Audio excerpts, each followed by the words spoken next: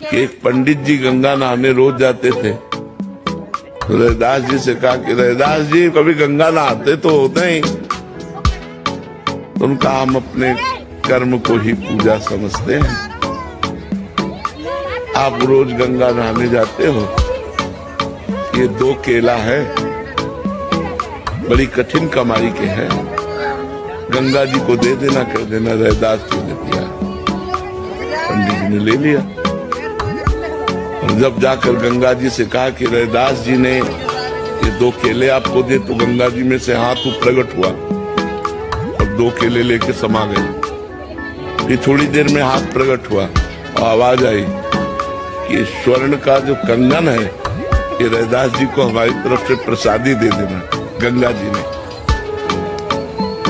और पंडित जी ने देखा आसपास तो कोई है नहीं, और इतना कीमती कंगन रैदास जी को कहा से? तो वो दूसरी गली से चले, तो खड़े हो गए रैदास जी के सामने जाके। जिस गली से चलते वापस, फिर वही रैदास जी के घर के सामने खड़े हो जाते। चमत्कार ये महापुरुष का कि गंगा जी ने कंगन दिया तो जिस गली से चलते घूम करके अपने घर के लिए वो पहुंच जाते रैदास जी के दरबार। आखिरकार रैदास जी के समीप गए और कहा केला दे दिया।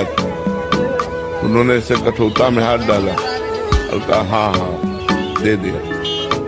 कठौता में केला वो मिले, बोले हाँ दे दिया।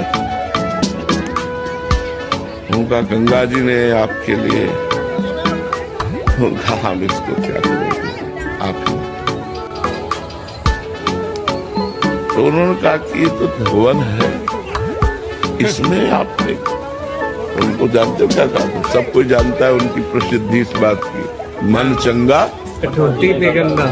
हाँ, तुम्हारे मन में कंगन की बेईमानी आ गई और कहाँ घूमते हुए ऐसे भटकते हुए फिर यहीं आते रहे। मन चंगा तो कठौती।